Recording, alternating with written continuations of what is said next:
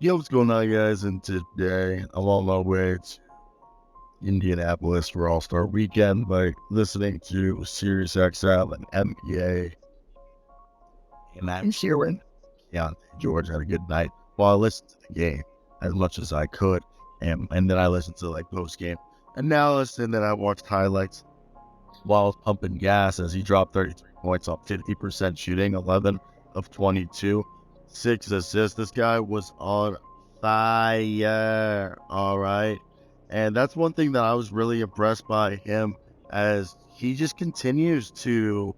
I know he's a guy who's had to deal with so many different minutes. Okay, some nights he's starting, some nights he's out of the rotation, some nights he's in. I think him being a rookie and just always staying ready, and also having the maturity to withstand that, because there's a lot of people who wouldn't be able to adjust. And obviously, I know tonight they didn't get the win. Klay Thompson killed it, but I do want to shout out Keyonte George because everyone's going to be talking about Klay Thompson, and Klay Thompson deserves his flowers.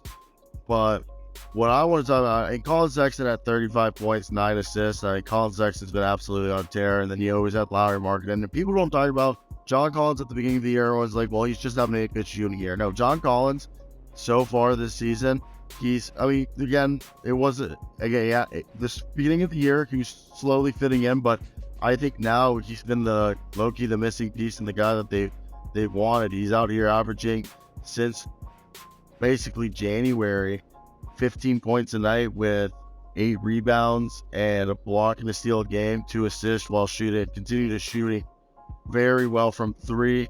But not well. Well, on the season he's shooting well from 3, but the 3 ball from this January has been 25%, but he's shooting still 59% from the field. So going over to Keyonte George is a guy that they hope that he's going to be a part of their franchise. I know Chris Dunn came off the bench tonight. Jordan Clarkson did as well. Dunn at 8, Clarkson at 13. But it was George's night. And for me, he's a big guy that, 25 minutes a night he's averaging this season, 12 points, 3 rebounds, 4.5 assists. And he was a guy that a lot of us had the optimism that he was going to be an impactful guy who could either be, I think he's more naturally a combo guard, but he has some point guard like skill. He's got good frame, good shoulders, good athlete, and he's just a natural born bucket getter, but he's got the savviness to him that's really fun to watch. And for me, when you look at a guy like him, I just think he's going to get better and better and better. And even if he doesn't become the point guard of the future or even the starter, I think at the very least, he's a guy who's capable of being a very good 6-man. And the type of 6-man that I envision him being similar to is, I think at the very least, he's better. I think he'd be better than Malik Monk. Like, I think he can be a scorer like Malik Monk at the very least, how Malik Monk, but I think he's a better playmaker for others.